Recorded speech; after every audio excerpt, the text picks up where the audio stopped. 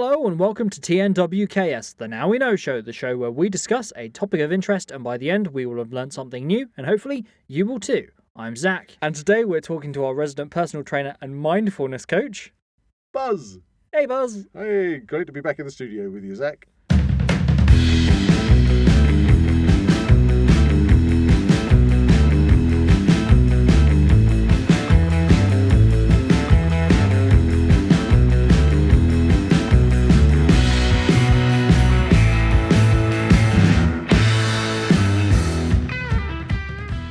If you enjoy the Now We Know show podcast, support Zak Wylde Productions on Patreon or join our members on YouTube for early access, ad-free content and exclusive episodes. Well, here we are back in the studio, and yes, it's January, and of course January That is fateful time of year. when everybody starts hitting the gym. Oh yes, don't we know the half of it? Fitness is the forefront of everything, but it's not all about fitness.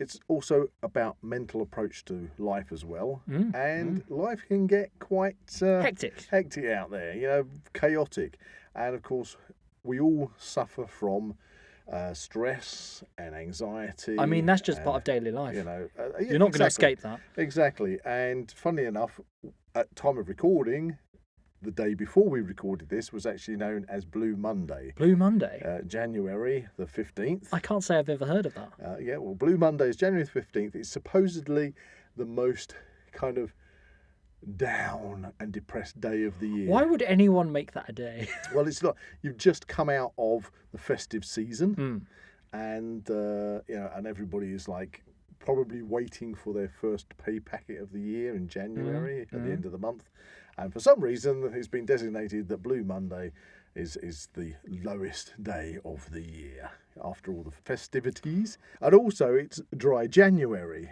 Okay, to just compound things after the festive season. Dry January, what's that? It's in quotation marks, they, the big them. The big them, not them. Somebody out there has decided that January should be Dry January, where you don't drink any alcohol. Oh. Which, I suppose if you're a person that kind of likes to get home from work and have a drink, and then you're trying to stick to Dry January, it probably compounds that. Yeah. I don't feel... Well, there's one thing to trump that, and that's veganuary. Yeah, I've not heard of vegan. So veganuary is where people try to be vegan for the entire month. No booze, no meat, and you've just hit Blue Monday. Yeah. No wonder you're suffering from stress and anxiety and depression. No, we shouldn't joke about it. No, we're not. That's what we're going to be talking about. But we're talking about mindfulness techniques in this podcast, and hopefully you'll learn something about how you can apply mindfulness in order to reduce stress and anxiety. But let's start with Weird and Wonderful. Okay, so I brought in a story this week. Okay. And the headline is, Singapore's clandestine cats can soon legally call the city-state home. Clandestine cats, eh? Okay, so this particular story refers to Sunny and her cat, Mooncake. Oh, right. So Sunny isn't the cat, that's the person. That's the person. And the cat's name was? Mooncake. Mooncake. Oh, bless. So this is in Singapore. In Singapore. What's happened to Mooncake? So, Sunny prides herself on being a law-abiding Singaporean citizen, but for the last 3 years, she's been hiding a feline fugitive called Mooncake. So why is the cat a fugitive? The fluffy ragdoll lives with Sunny in defiance of the 34-year-old law banning cats in the government-built apartments that house the vast majority of Singaporeans. Oh, right. So they're basically not allowed to have pet cats. No, they're not. Oh, dear. For the vast majority of people in Singapore. She's been hiding her ragdoll. Yes, Mooncake, for the past 3 years. You got to love that name, Mooncake. Luckily for Mooncake, Singapore plans to scrap the ban later this year, freeing Sunny from her threat of a 4,000 Singapore dollar fine or her cat's potential eviction. Oh, well, we can't have that. And we've got to save Mooncake the cat. Save Mooncake. I'm sure, well, it sounds like they're going to rescind the law on that. So, hurrah! Hurrah! Well done, Sunny. Singapore. Sunny and Mooncake. You're moving with the times. You'll be free, and you won't have to hide her in a cupboard. And then everyone will get cats. I'm assuming Mooncat is a girl. Mooncake. Mooncake. You said mooncake. Cat. Happy anyone? Well, maybe when Mooncake is free, she can get a second cat and call it Mooncake. Mooncake? No, it was called Mooncake. Mooncat. There you go. Anyway, so that's weird and wonderful. Oh, that's quite weird and quite wonderful at the same time. So it's wonderful for the cats. Yes, of course. Hooray! We do like cats. We've done a podcast on cats. If you haven't listened to it, go and do that. Likewise, we did a year ago a podcast on fitness in January. Well, actually, we did two. Did we we? did one Oh, yeah, at the we did beginning of January and a follow-up. and a follow-up at the end of January. That's right. So I don't want to focus too much on the fitness side of things, but fitness obviously It's very important. is very important, and we're really focusing more on the mental side of life in general, and that's where I like to apply mindfulness. But before we start talking about mindfulness, just on the fitness side of things, fitness and undertaking a regular sort of fitness regime basically is scientifically proven to show that it releases endorphins into your system, into your brain, which makes are you feel good. Those good things, makes you feel good, and it is it's basically free, to be honest with you, but it's the best medicine, if you like, to help with things that are, like depression, stress, anxiety, is to do physical fitness on a regular basis. So, ideally, that's what you want to do. Physical fitness and like mental health do come hand in hand. They do. You can't really split one from the other. Yeah, but equally, when it comes to physical health and mental health, having a good diet. So if you of course, yeah. So we talked briefly about the fact that it's dry January. I'm not going to say that I don't drink alcohol. I do drink alcohol, but I don't actually drink alcohol very often. Well, for podcast reasons, we can. Oh, yeah, if we're doing a review, yeah.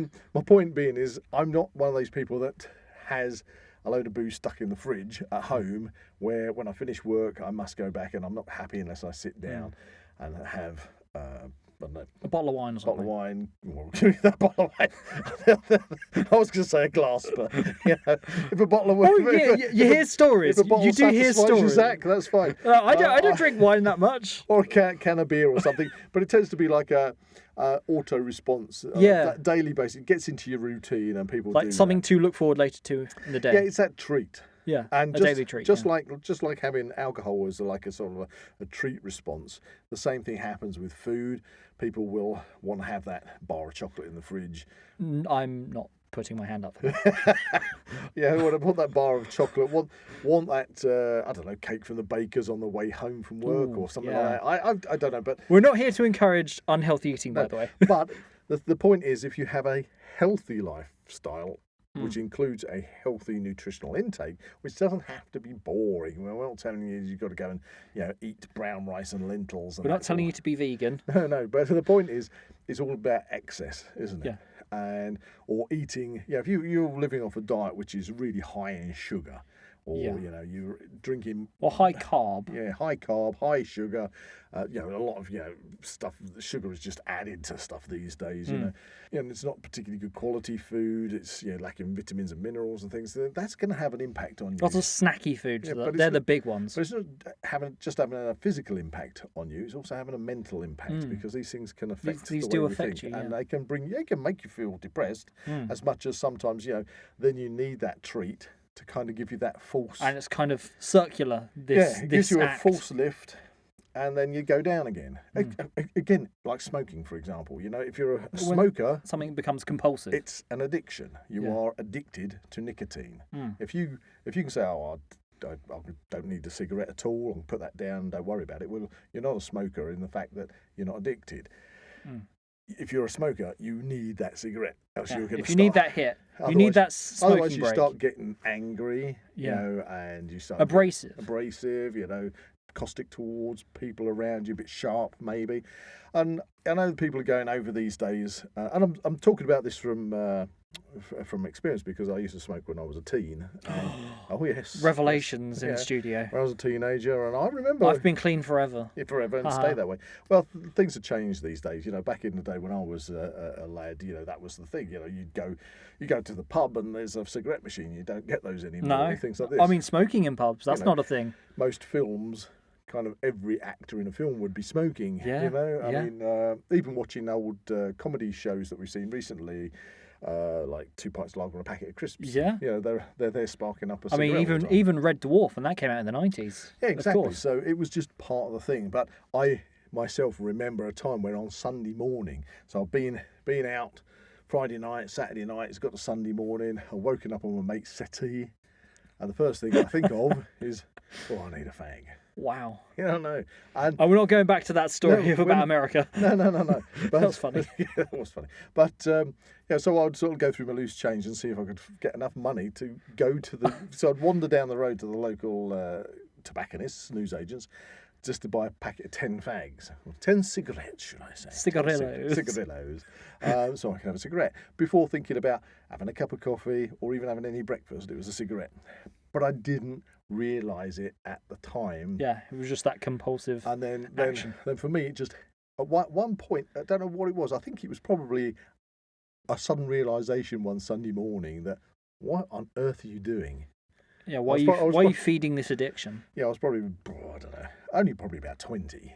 But still, it was suddenly, why am I doing this? And, you know, it was like... It's a mindset that can actually be quite hard to kind of... snap out of. Yeah. But I did. And that's a story for another day. I got out of that. And it's really weird because even now, being that I'm nearly 60 years old, I can't stand smoking. Okay? I can't stand if I'm walking down the street and somebody's in front of me smoking and I smell that smoke. It's like, ugh. Yeah. But there is some weird thing deep in my mind that if I go into a pub and I smell beer in a pub, that kind of can kick off this feeling of it's not the same if there's not having because you don't smoke in pubs anymore. No. But it's kind of like there's that fact of the smoke is Wow. missing. You know? Wow, yeah. It's really weird, but it's deep there. In obviously, I obviously have no idea about that because obviously, honestly, it would turn your stomach. By this point, obviously smoking had been phased out. Yeah, phased out, and yeah, you don't want to go there. But I think something that I haven't done myself, apart from inadvertently being in the plume of one of these vapes, is the vaping. Yeah, driving behind a car. Now you can't see through the back window because it's full of vape. I know loads of people that vape. Yeah, but the vape is nicotine, isn't it? It's getting that hit. It's feeding that nicotine addiction. So it's not taking a burning, basically from a fire, smoke into your lungs that is going through a filter. You're still breathing in a mist, which I don't know exactly the makeup of the things, but ultimately you're taking in nicotine. Yeah. And you've got to ask yourself, why? Yeah. Why do I do it? And it's because you've become addicted to it. And when you don't have it, you miss it, and then you start getting those tremors of anxiety, of shortness, of temper, and things like that. It's actually really interesting you've actually brought this up because, just casting my mind a couple of weeks ago, I was talking to some people, and I'm not going to name names here, but they were having a conversation about this vaping stuff and how much it's actually costing them per week. Oh, gosh. I know that cigarettes are incredibly expensive. They kind of made a rough estimate that it's costing them $8,000 a year. £8,000 to feed this addiction. Of just sucking in between two people. Mist. So this is a couple, obviously. A couple. Well, so the 8,000 is between the two of them. Between the two of them. Wow. And that kind of that hit them. That figure. It's funny that it comes down to money that has that effect. Yeah. And meanwhile, they've all obviously comparing all the different blooming flavours and things you can get of it. Yeah, in the meantime, it's like these are conversations that I can't really contribute to because I don't really. Yeah. Well, I'm not part of this. Yeah, I'm not in this zone. This field of influence, really. But I do find that that's annoying when you are walking down the street and you suddenly walk through this huge vapor trail of strawberry or bubble gum, and you think, chocolate. Why do I want to be breathing in somebody else's? Yeah, it's not like you really ask for it. You just unfortunately it's vicinity, isn't it? Yeah, it's one of those sort of antisocial things that I don't like. But there you go. But the point is, we're talking about mental health, and that when you're addicted to something, of course, it affects your mental health. And again, talking about nutritional intake, you've heard of the term when somebody is hangry. Yeah. You know, because they're hungry. And because they're getting more and more hungry, they get short-tempered, and so angry. So you get that. I've known a few people like that. So again, making sure that you are eating well, good, slow, carbohydrates which break down slowly, and things. Because I mean, keep you we're not full. saying you're not allowed treats, Oh gosh, no. but having a healthy, balanced diet does help an awful lot. Exactly. And now I'm not going to tote myself as being a prime example, but the way I deal with treats is from Monday. Well, let's say from Sunday to Saturday morning, I basically just eat a healthy, balanced diet. I avoid all major sugars, things that have got added sugar in them, etc. So for breakfast, I'll have porridge, but I don't like having grain sugar on my porridge. I do not like the term "no added sugar" because that just means they've added no more sugar than they've put in it. Got in it. I know what you mean. But for example, I'll have porridge, but I like honey, which is obviously a natural sugar.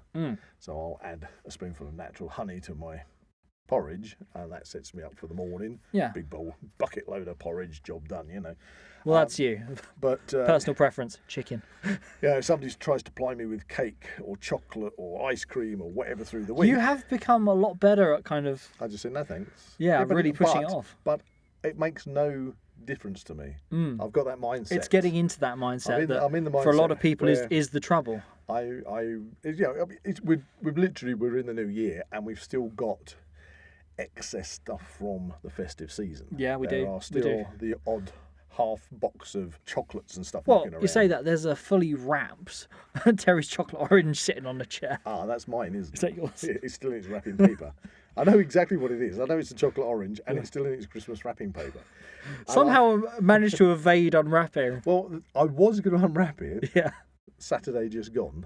Right. And have a bit. Yeah. But I didn't get round to it. So it has to stay there for another week. Oh. No, it doesn't bother me. But it bothers me because I'm like, I want to eat that.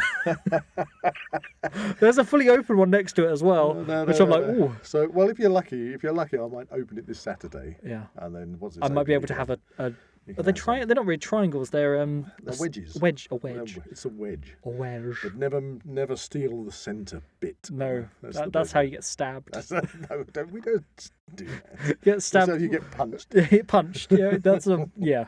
Yeah, stabbed with a chopstick. Wedge. Oh, okay. A chopstick. Depends if we're having Chinese. Yeah, exactly. But anyway, we're talking about mindfulness, which is a technique that you can basically use to take control of your own self when you are getting completely stressed out or full of anxiety, or you just can't focus on something.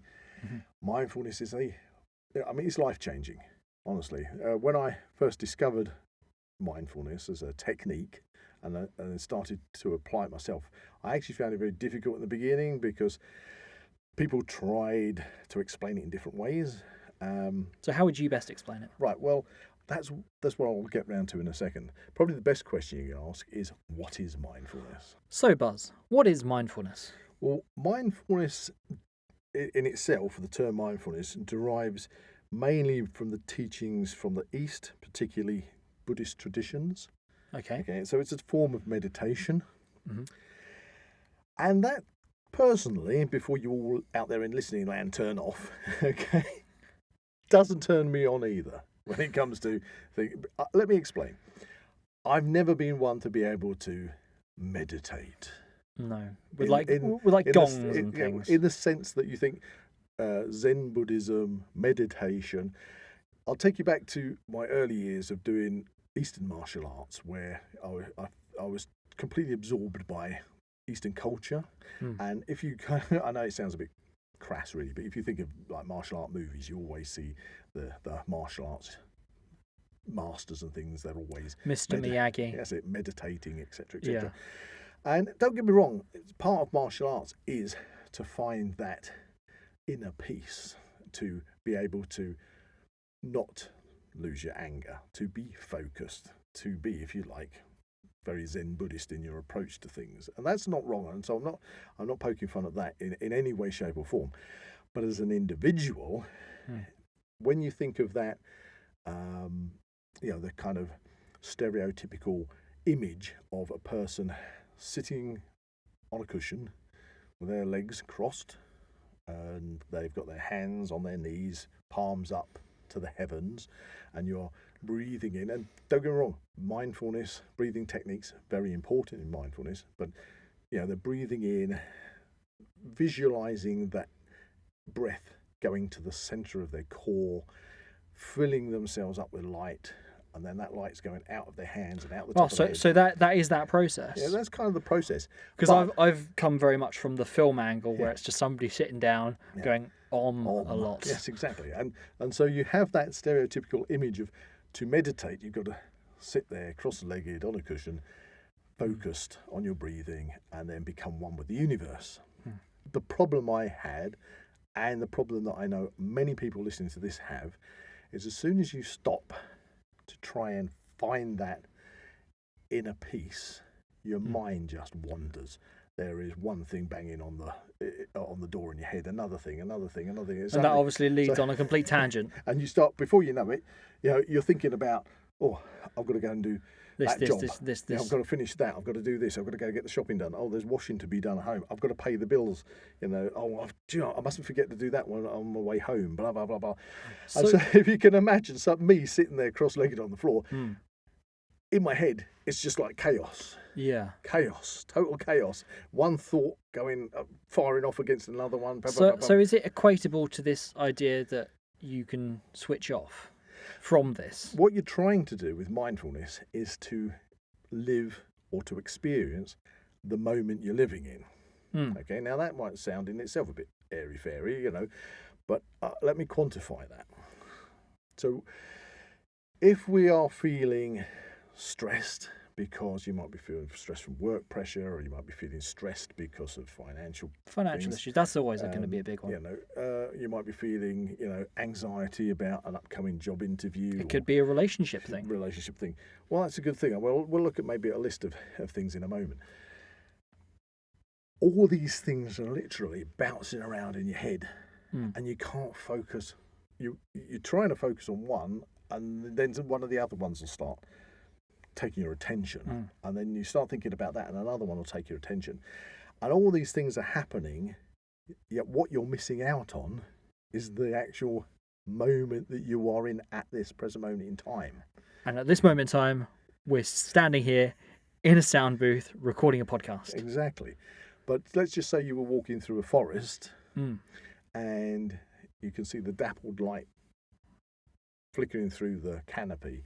You can smell the scent of the forest, okay? The flowers that are out, it's autumn time, the fruits are hanging out there. You can listen to the bird song. You can literally taste. You can take a blackberry off of a bush and taste the environment you're in. And you have all these things in that moment. But what's happening in everyday life is inside your head, rattling around. All these things are rattling around in your head. I mean, right now I'm thinking about the release schedule of when this is coming out, all the different extra little videos and things to be doing with this. Exactly, and this is the thing. What we need as individuals is we need to be able to turn that background noise off. Like the static on a TV. Almost. Yeah, that's a good way of putting it. So if you just had like on a radio or a television, I don't think you get that on TV anymore, do you? Not on a very digital ones.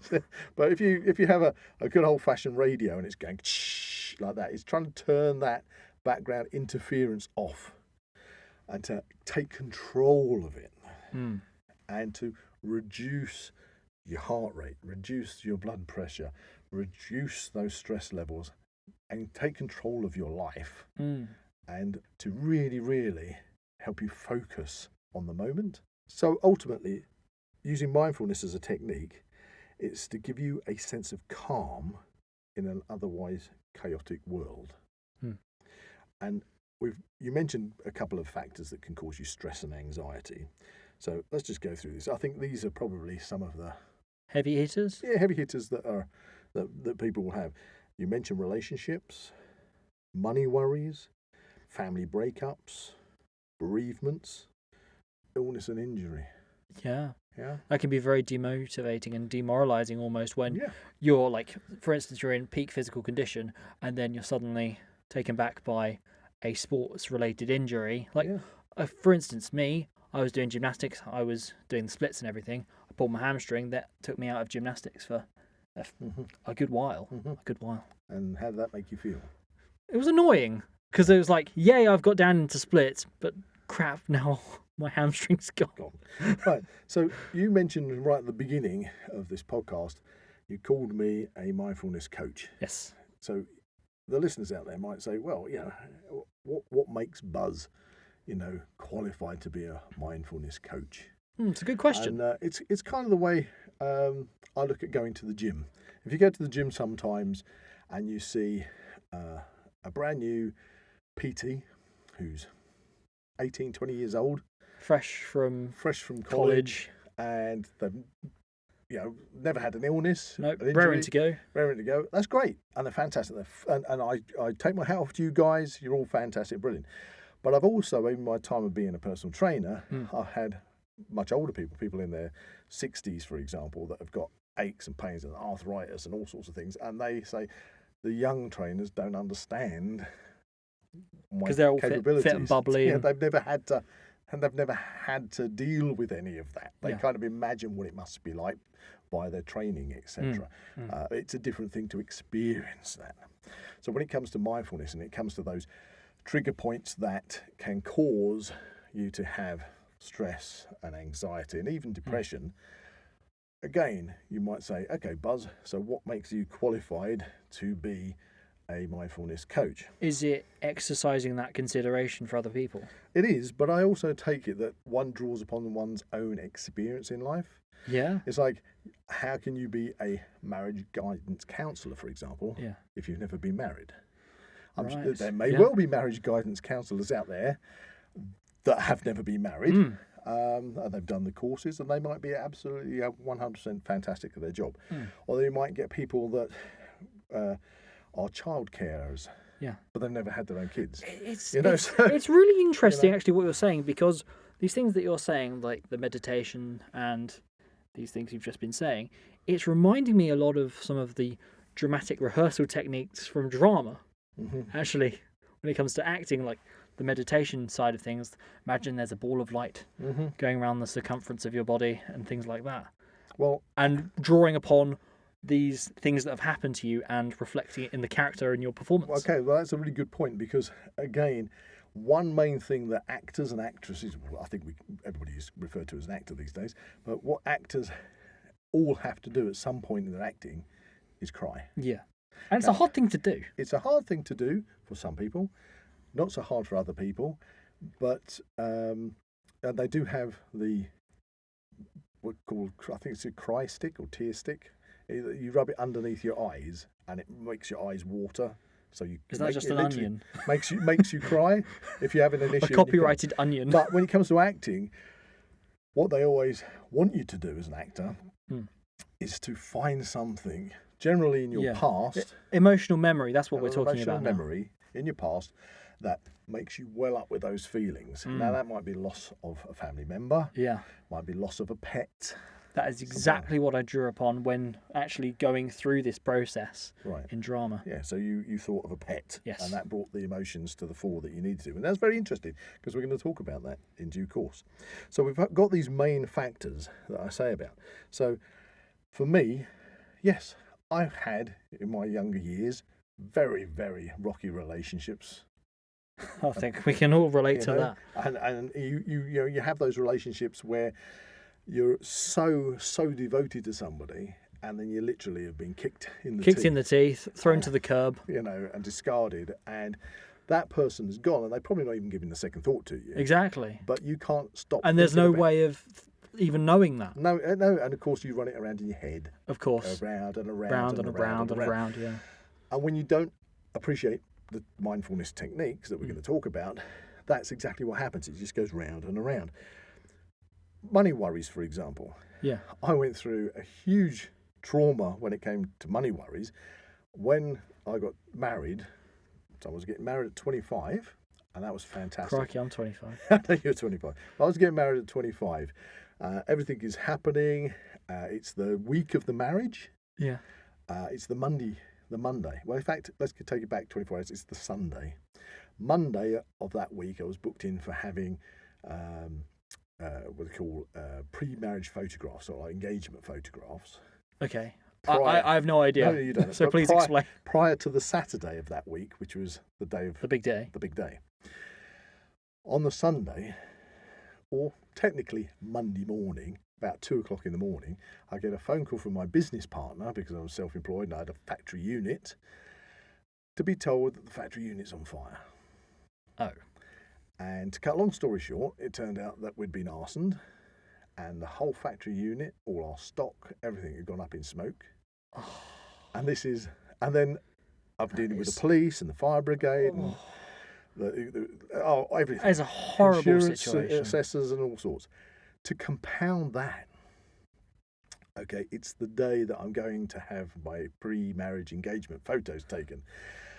And every time I look at those photos, I know that is what behind you're my thinking. eyes, that's all that I'm thinking about, is the fact that I've literally just come from a bomb site. Yeah. And I'm trying, and I remember the photographer saying, "Can you give us a smile?" I was like, Do you know the day I've had? you know, and I'm thinking, don't, this is terrible. And of course, I'm getting married at the end of that week. Yeah. So all that week I've just spent literally shoveling through the Rubble. destruction and Rubble. trying to The ashes. trying to salvage what I can. By the time I get to the day of the wedding, I've discovered, we're going back a few years obviously, my business partner at the time, he had been charged with the yearly insurance renewals. As you know, both of us took in turn to do the books, the accounts, and blah blah blah. One of his jobs was to do the insurance renewals. Now you didn't have computers back then. No. You did it all on paperwork. You Wow. filled in your yearly renewal, sent it off to the insurance company. Now, in this day and age, this might not sound like a lot, but back then in the early 90s, I think, well, actually it was 1991, we were insured for a stock, for all the stock we had in, Yep. and clients' jobs that we were doing at the time. We were covered for £25,000, which might not sound a lot now, but back then it was. A small factory unit. Factory unit had its own insurance cover because it was a council-owned one. Only to find out that my business partner has filled the form in incorrectly, and instead of being insured for £25,000, which meant, don't worry, we've got the insurance that's going to cover it and replace everything, it actually put down £2,500. Oh, come on. This is the problem I have with a lot of people doing paperwork and things. Yeah. I always ask for a second opinion, a second eyes over something. I know. To check. I know. Like, for the simple fact that was a decimal point error. Yeah, there was a decimal point I mean, error. come on. But that was it. That was in stone. So suddenly, day of the marriage, by this time I've discovered that I am now owing thousands, split between me and my business partner, we are owing thousands of pounds that we... Good grief. That I've now got to take on top of the fact that I've You just bought a house as well, because we're literally moving into our first house. Money worries. I can... But yeah, you can associate I to can that. associate with that. My business is now lost, and I've had to rebuild the business, and I've got all this. I had to take on all that extra money, financially, and everything else. It's crazy. Family breakups. Well, I've had family breakups. Big arguments where people are still not, even years later, aren't talking to each other over the silliest of things. Silliest things. Bereavements. I've had bereavements from, we all lose our grandparents. I lost my father. He passed away due to cancer. But I've also had to deal with 2 suicides in the family. Lost my brother, lost my nephew. So I've had to deal with all that. Stress, anxiety, as you say. Illness and injury. Well, again, I'm not covering everything here, but I'm just giving an outline of why I feel that, to some degree, I've got the experience to be able to talk about these things and have an understanding of what people feel like. When it came to illness and injury, I had to go through the whole process of my father slowly deteriorating and passing away from cancer. I've had to deal with myself at the age of 30, where I ruptured 2 discs in my back. I could barely walk for a year. Was that something to do with me? I think it was a compounded injury from martial arts that I didn't know I had. Right. But it was, I can laugh about it now. But I think it was a case of you'd start to cry as a baby and your mum had said, your turn to feed him. And I twisted out the bed and ended up on my hands and knees on the floor in absolute agony. Oh, ouch. Simple as that. 2 discs had gone. And as I say, I was on crutches for the best part of a year, and I was told by my local GP that I would never do sports again, that I'd have to just face it. That was the end of doing, and I was like top 4 martial arts at the time. That's the end. You're not going to be able to do anything. In fact, I was told that you're going to probably have to have back surgery and have your 2 discs fused together. I was told I'd have to have wires put in my back and all sorts of things, and I wouldn't be able to walk properly. Oh my God. And this was literally just prior to a holiday we'd booked to go abroad as well. And Was this something you then went on to actually do? You went on holiday? I did go on holiday, in a lot of discomfort, obviously, and then that's all I felt about. All I was thinking about on holiday. I have very, very few memories of that holiday that actually come back to me as being good memories of that holiday. There's just one moment, I think, that your mother and I shared on a beach. That I can say that was just like one of those really nice moments. The rest of the time, Where was that? Bermuda. Bermuda. You came with us as a baby. Is that the cardboard box story? Cardboard box story, where you had to be in a cardboard box on the plane, bless you. But all the time I was on holiday, the holiday was basically wasted from that point onwards, because that's all I could think about. The fact I was coming back and my life was over at 30. Jeez. But going on from that, seeing a really good consultant, learning about mindfulness, learning about PMA, positive mental attitude, not only did I avoid that back surgery, but I went on to qualify as a personal trainer. Yes, you have. Qualified as a martial arts instructor. Yep. And I am still hitting the gym now. As I say, I'm knocking the doors of 60, and I am determined to be stronger and fitter and better at the age of 60 than I am now. And that is because I truly believe the correct mental approach. Now, I've only brushed over a few things, but everybody has traumas in their life. And that's why I feel that when I discovered the technique of mindfulness and realised actually it worked, how I positively can talk about what I am saying is a real thing that can benefit people. So, to the crux of it, mindfulness. It's about, and again, it might sound a bit woolly if you've never heard about mindfulness, it's about living in the moment, experiencing the moment, focusing on the moment, and getting rid of all that clutter out of your head that is making you feel down, depressed, stressed. And that's not an easy thing to do. It isn't. And that's why I want to look at basically 2 parts of mindfulness, because I could probably talk about this for hours, and then it would just get really, really, really boring. And Well, maybe we can do a part 2 sometime down the line. But what I want to do is focus on something that the listeners, as I say, it's the Now We Know show, so I want you to be able to go away from listening to this and put it into practice and go, do you know, this works. Now, firstly, and this is done, and please, anybody listen to this, what I'm going to say next, do not turn off and go, oh dear, well, there's a load of gumph that this bloke's talking about. That's a good word. Gumph. Mindfulness, the approach to learning mindfulness, and I say mindfulness stems from meditation. Meditation isn't for everybody. And you can do walking meditation, which I'll talk about, one of the techniques you can do, which is very, very useful, very helpful for you to get into that zone. But meditating by sitting on the floor in a cross-legged position and all what I've already said, it never worked for me. Some people can do it and it's absolutely perfect. Some people can go off on meditational retreats and it's perfect for them. There are different approaches to mindfulness. I like, if you like, a more 21st century approach to mindfulness, which anybody can use straight away without having to think that you've got to become some kind of Zen Buddhist. Yeah? Right. Do you understand that? Yes. So, this is where I'm saying gumph. Okay. Don't turn off. I'm not going to turn off.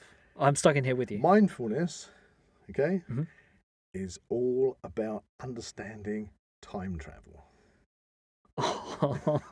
Now you're talking my language. Now, this is why I say don't turn off, okay? We can all time travel. and you do it without you even noticing you're doing it. Now, I don't mean you are physically... We're not talking Doctor Who time Doctor travel. Who. You're not jumping into some kind of Blue box. and disappearing off to Who knows where. 1935 or something like that. But your mind can time travel, and you probably do it every day. Yeah. Loads of times in the day, every day of. I mean, even dreaming. Dreaming, you don't particularly have too much control over. You can have dream techniques. That's not my area. Forte. I do like a good dream. In fact, I'd even go as far as say I like a good nightmare, because kind of in my head, I can control my dreams. Like, nothing freaks me out. And in fact, I just wake up thinking, wow, that was a really good one, yeah. It's like, go to the movies for free. Woohoo! Yeah. But let's focus I've had on some right corkers. Let's focus on we're 100% awake, but you can time travel. And the way I mean that you can time travel is, you mentioned it earlier with the actor learning how to cry automatically. The emotional memory. You have an emotional memory. That memory is from the past. Yeah, that is something that's happened to you. Something that's happened to you. So, of course, if you have a traumatic event in your past, or something that keeps coming back to you, sometimes you can put these things out of your head, and then maybe you'll have a trigger, like you'll have a couple of drinks, and the alcohol eases you up. Yeah, or and then you for instance, you see an item or something that, something takes your mind back to that point. Yeah, and you time travel your emotions backwards in time, and then re-experience those emotions, which basically can cause you to feel down, it's sad, so true. Upset, stressed out. Which, of course, nobody actually wants. No, but you're doing it in your head because you're time traveling your emotions back to a point of negativity. Because the one thing you can't do is you can't actually change the past. No, it's done. It's done. And that's what you've got to kind of grasp. You've got to say, that is the past, can't change that. So if I keep travelling back and reliving those negative emotions, is that doing me any good at all? No, it's not moving forwards. It's not helping me at all. What it's doing is it's stopping you from living in the moment, where you are right now, what you should be experiencing, what's going on around you, enjoying the life now, that you have. The now. So that's time travelling into the past.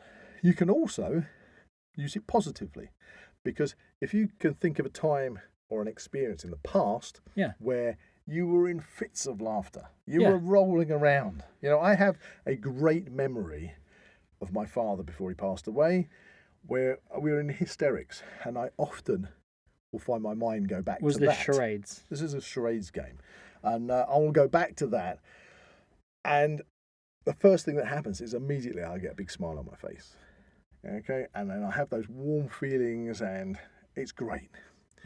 I've just time travelled my emotions back to a point which gives me a positive feeling. Yeah, that made you feel really good.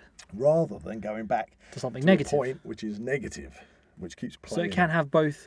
It can work both ways. Yeah. So what we need to do through mindfulness is to try and say, well, it's not a bad thing to time travel back, but time travel to the points which made you feel good. Make you feel good and benefit you and lift you up. Yeah? Equally, though, we can time travel forwards in time. Yeah. Okay, because to the same extent, both ways. Because what happens when we time travel our emotions forwards, it's we are trying to guess the outcome of something. Yeah. That is so true. That is so true. If I've got, it might be something as simple as I've got a casting for a part in a film or something. Or it's funny how this keeps going back to acting. Well, that's what we do.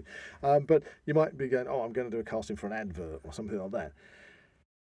You might be a month away from it. And the further you are away from it, you might not think about it. But as it gets closer and closer, the anxiety can start building. Oh, will they like me? Will they not like me? Will I get the job? Will I not get the job? What should I do?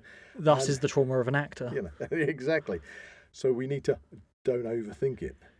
Don't travel that way. You can be thinking about, how am I going to pay that bill at the end of the month? Yeah, that's probably a good one, yeah. One thing is that whatever happens at the end of the month is going to happen. At the end of the month. Yeah, at the end of the month. That's not now. But if you're 2 or 3 weeks away from that, if you are going to focus on that anxiety of that outcome, especially when the outcome is actually, oh, it didn't matter at the end of the day. Yeah. Everything was fine. I paid the bill. Then That is so true. What you've That done is you've spent 3 weeks of your life up to that just point festering, full of anxiety to only find that. That wasn't that bad. You didn't need to do that. Yeah. You're not going to get those 3 weeks back. No. So you've got to say, okay, I know this has to be dealt with in the future, but by casting my emotions and my mind into the future, all it's doing is causing me anxiety and again distracting me from actually the moment I'm living in. Yeah.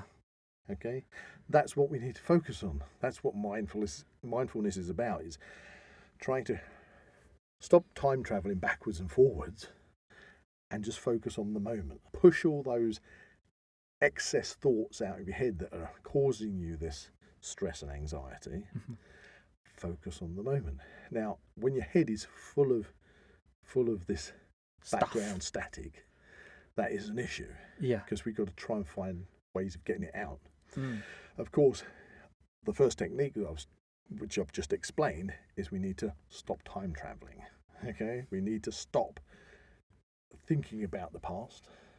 Stop trying to guess the future and focus on the moment. Look around us. We can do that by stopping, relaxing, breathing in. Okay? It's something that I'm going to do this now. You've heard of people doing breathing techniques to calm them down. Yep. It works. It is a guaranteed thing that everybody should do. So if you have a situation where you just think you're feeling your anxiety going up, you're feeling your stress levels going up, or maybe you're even feeling your anger going up, you need to bring it back down. Okay? Yeah. The way I do it, and I've taught to many people over the years to do this in both martial arts classes, fitness classes, and basically just mindfulness coaching. Once you know the technique, you don't actually have to physically do it, so you don't have to be standing at the bus stop and doing this. But if you put your hands in front of you, put one hand, so both palms up. Both palms up. Put one hand on top of the other hand. Does it matter which hand? It doesn't matter. Okay. And they're about your height of your navel. What's that? Your belly button. Okay. And anyway, so they're just nice and rest and relax. You close your eyes. Then I want you just to... Now, this is the thing. You have to understand the difference. When we are getting stressed, when we're getting, that build-up of anxiety or anger, we tend to do shallow breathing. We're just breathing with the top part of our lungs. It's little short breaths. So, we're getting really... and we're not getting full... We're not then oxygenating our blood... As efficiently as one could. We're not getting that lovely rich oxygen around our bodies and into our brain. Okay, so we want to try and stop these short breaths that we may not even realise we're doing. So with our hands in that position, you want to expel all the air out of your lungs and think about breathing diaphragmically. So your lungs work to their maximum efficiency using the diaphragm at the bottom of the lung. When we get hiccups, it's because we've got a little spasm in the diaphragm that causes you a hiccup. Okay, and that's at the base of the lung. So what you want to do is exhale all the air out. Imagine you're breathing out from your tummy, not from your chest, all the way out. Then through your nose, you're going to breathe in, and I want you to breathe in, filling your lungs up from your belly button, your navel. Okay? Yeah. So your tummy's going to come out. Don't worry about it. Let your tummy come out. Fill up from the base of your lung all the way up. And as you do that, lift your hands up in front of your chest slowly. So we're breathing in. And normally a very slow count of 3 will do that. 1, 2, 3. And when we get to that night, we're full of oxygen. We turn the hands over, so now they face downwards, and we expel the air, pushing out using the diaphragm through our mouths, slowly dropping the hands all the way back down to the navel and expelling from the base of the lungs out. Turn the hands back over. 1, 2, 3, nice and slow, and out. 1, 2, 3. Do that 3 or 4 times, and you'll just be back into that relaxed moment. Calming yourself down.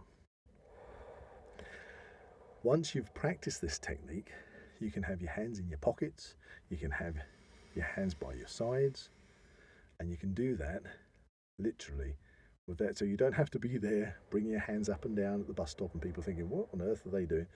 You can just do it and you relax. That's interesting. It makes you kind of think. What it does is it stops you. Yeah. It stops you in your tracks and gets you into the moment. That's surprisingly effective.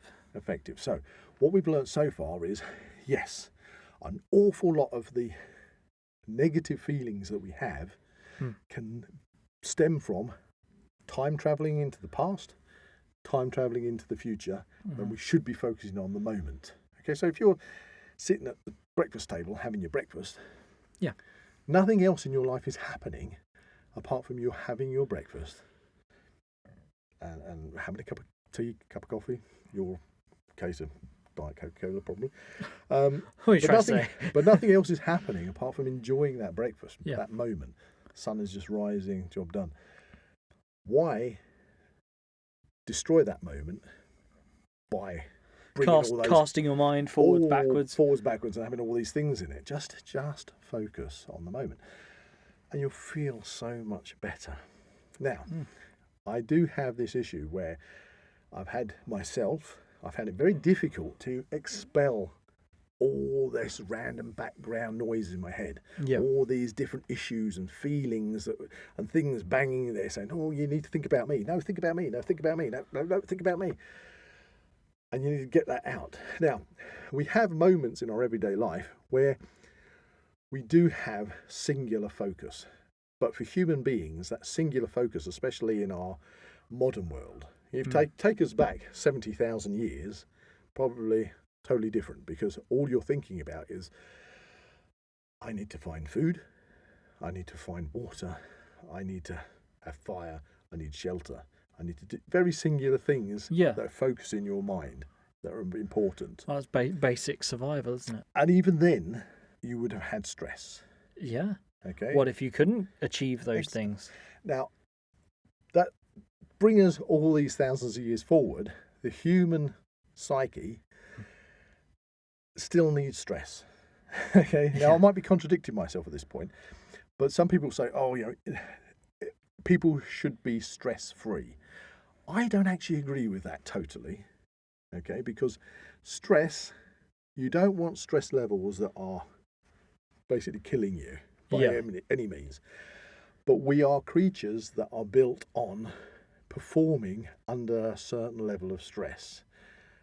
It could only be a low level of stress, but if you don't have any stress in your life, it's kind of, what's the point of getting out of bed in the morning? Yeah. Just the simple fact of, it's an interesting way of looking at it. I need to get up because I need to get to work. Yeah. There's kind of that stress level of, I need to get to work on time. That's not a bad thing, okay?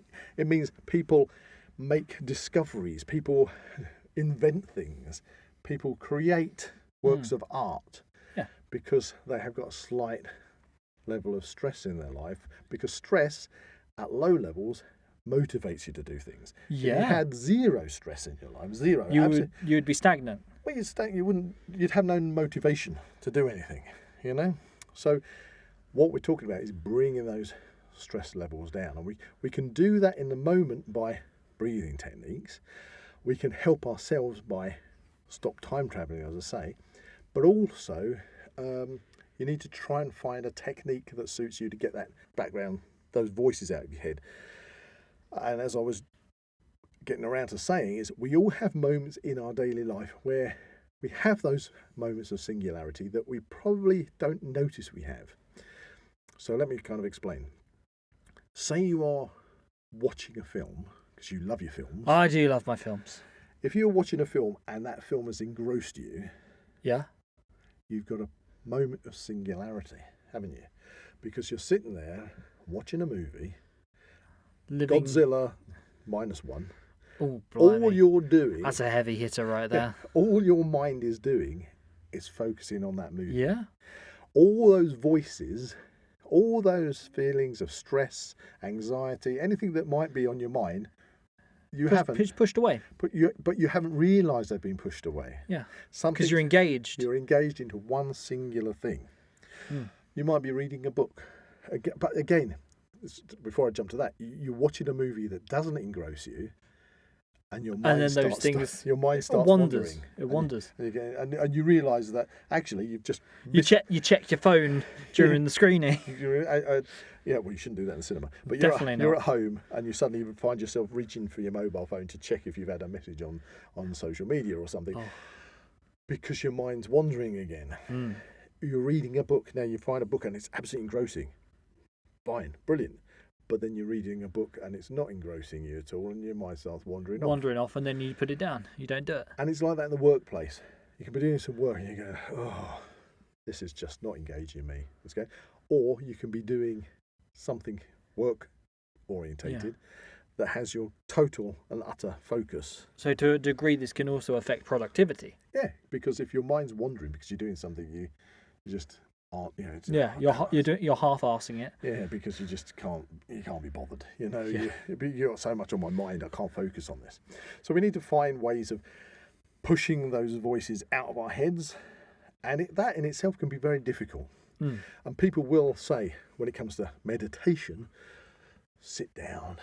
I see people going off to sort of weekend retreats where they'll sit in a forest and they'll say, okay, what I want you to do is focus on a tree. Close your eyes, engage your breathing technique, focus on the tree, think of the pattern of its leaves, think of its bark, the texture, how many years it's been growing, it's pushing its roots into the earth, all this stuff. While your guide in meditation is saying this, you're thinking, Did I turn the dishwasher off when I left the house? Hang on, I forgot to get petrol on the way home. Did I put petrol in the car or didn't I? And your mind's wandering again. It's like, I should be focused. And sometimes you need something to help you focus. And that's where walking meditation is really something that I've found is beneficial.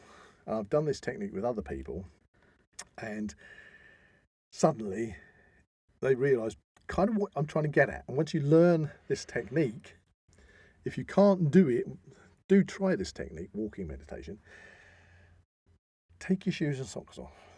Might be a bit difficult in here. Not so much in your house with your lovely carpets and things like that. I know we're in the winter at the moment, so it's cold outside. But if you can imagine, it's a nice warm sunny day, and you are in the garden or out in the countryside, or even just taking a walk along a path. If you take your shoes and socks off, you suddenly get complete contact to the ground with your feet. Yeah. Your feet, which for most people very rarely touch the ground. Yeah. Okay, because we are so used to wearing shoes or shoes and socks. I mean, I'm kind of in the minority there because I do wander around. You do. Even today, and I mean, it's pretty cold outside. Yeah. I answered the door and things in just my feet. We do have our exceptions. I'll go out and catch the postman in my bare feet and things, and it doesn't bother me too much. But other people might think that that's absolutely mental. Yeah. So, why would you put yourself in that situation? But the thing is, for me, I'm not a great lover of shingle on beaches. So if you take your shoes and socks and go on the beach, and you get that line of shingle, the broken shells. Yeah. And you want to get from the top of the beach to the sea, and you've got to barefoot it across all that sharp stuff. I hate that. Okay, I hate that. But that's what I want you to focus on, because if you take your shoes and socks off, and if I took you for a walk through a wood, okay, yeah, 1,000 yards, 1,000 meters, whatever, take you for a walk with your shoes and socks on, and you're looking. Is this along a path, or is this like just? Could be anywhere. Complete. Could be across a field. Could be down a beach. Let's just go to the beach, all right? Okay, we're going. So I've taken you to the beach. We're going for a walk down the beach with your shoes and socks on. Okay. Shoes and socks on. Okay. And you're going to be looking out at the sea. You're going to be seeing the seagulls. You're going to be looking at the dunes. You're going to be looking at things, but you're still probably going to have your mind wandering off to other things. Yeah, it does. Okay, to other things. It's wandering around. And we finish our walk, and our car is parked up back where we came from.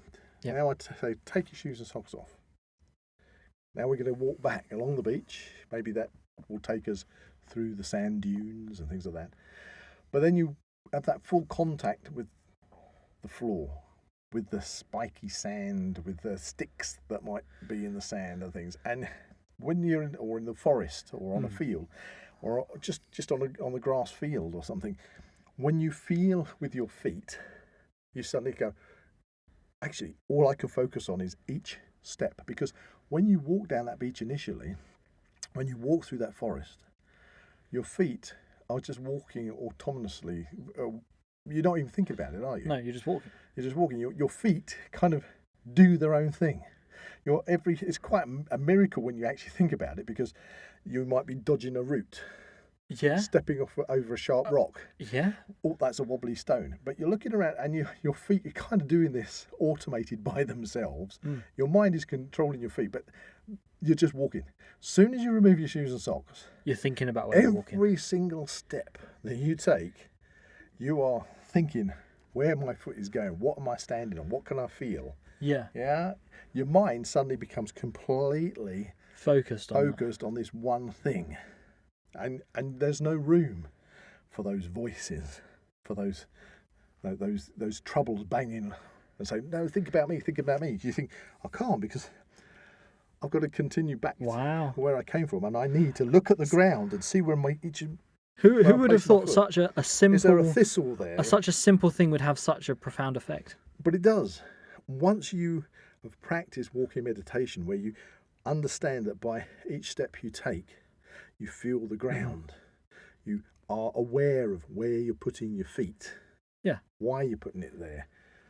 How it feels. I mean, that's like an instinctual thing, isn't it? Yeah, you do it without thinking, but when you go back to actually taking your shoes and socks off, you have to think. Yeah. About that. You're happening in the current situation. Exactly. It might be just the smallest stick on the floor you put your foot on, and it causes discomfort. And so, you need to, and everything goes out of your mind. Now, a bit of gravel or something. Exactly. That's the point. Suddenly you're focused. You're focused on the moment. Every footstep you take is in the moment. There is no room in your mind for anxiety from the past or from the future. You're just experiencing the moment. When you learn to be able to do that, then you can push out all those things and start saying, no, my life is precious to me. I need not to waste it on all these things that at the end of the day, I'm either torturing myself over stuff that is in the past. It's gone. Yeah. It's gone. Negative things in the past. Why do I need to regurgitate them and relive them? Don't need to worry about things in the future that haven't happened yet. Whatever happens is going to happen, but I shouldn't worry myself sick about something to only find that when I get to that point that actually there was nothing to worry about at all. Yeah. Or if there is, well, the outcome is whatever the outcome is. You're not going, if you can't change it for the positive, you just have to deal with it, but deal with it at the time rather than spending... preempting it. Yeah. Preempting it only to find out that all it's done is made you feel ill and sick and everything. Yeah. Focus on the precious time you live in at this moment. That's what mindfulness is all about. So those three things. Stop time traveling. Understand why you need to stop doing that. Breathing to calm you down. And find something that will help you focus and get rid of all those other things out of your head, such as walking like a hobbit. Walking meditation. Yeah. As a thing, you only need to practice it a few times, and maybe even just once. Once you understand the principle of taking each step, and that your mind is focused on just that one thing, then you should be able to just focus your mind on the one thing without it wandering. There you go. Mindfulness. It's helped me enormously over the years. I know it's helped other people. Hopefully it will help people listening today. They'll maybe take something from it and go, oh, I didn't know that.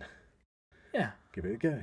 As long as this can have a positive impact on people. As long as it has a positive impact, okay? That's the thing. It's all about positivity and reducing, as we say, today was all about stress, anxiety, just combining that mental approach of mindfulness with hopefully a physical regime, some kind of exercise, even if it's as simple as walking.